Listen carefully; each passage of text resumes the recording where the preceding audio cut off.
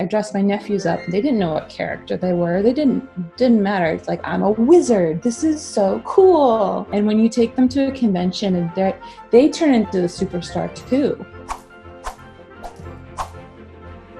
You have such beautiful photos of your cosplay during your pregnancy. Always wanted to do underwater photography.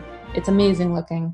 So I just kind of was like, okay, this is my baby moon. This is going to be my last vacation. It's like, I felt very ungraceful. I was very bad at it.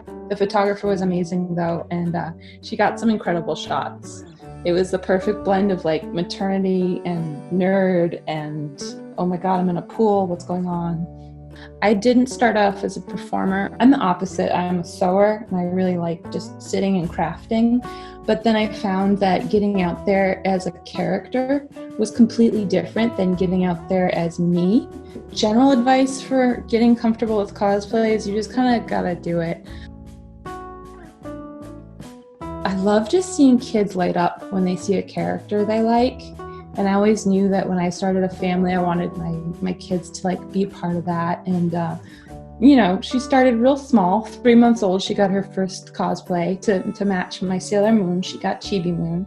And, you know, she's 3 months. She didn't know what was going on. She was just like, okay, what's going on? I don't know. My daughter's 7 months old now.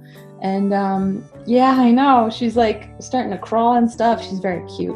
How do you think your cosplay has changed since you've had the baby? It was kind of a double whammy. It was like, here's a baby and here's a pandemic, and then you combine that. As well.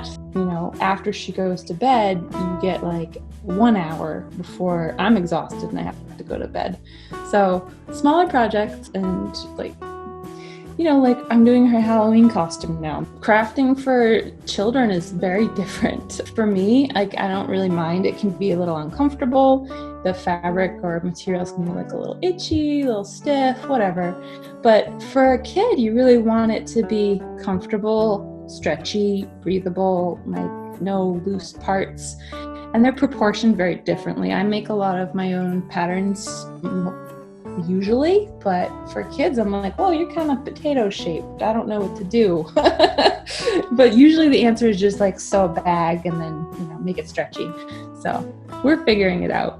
Definitely look at YouTube tutorials. You can basically learn anything on YouTube. I've learned a lot. Like I have a background in fashion design and sewing, which gives me a big advantage. Don't look at my stuff and be like, oh, anyone can do that. It's like, you can, but it took me like 15 years. So start on YouTube, start small. I mean, be ambitious though. I'm a proponent of like jumping into the deep end of the pool a little bit. Like if you have a goal in mind and you're like, I want my child to be this, just do what you can and make it happen. You'll learn along the way. That's half the fun of making costumes is learning while you do it. You can get some really pretty pictures, and that's kind of half the fun. And I can be like, look, this was you when you were 1. This silly costume, and she'll roll her eyes at me and be like, oh, Mom.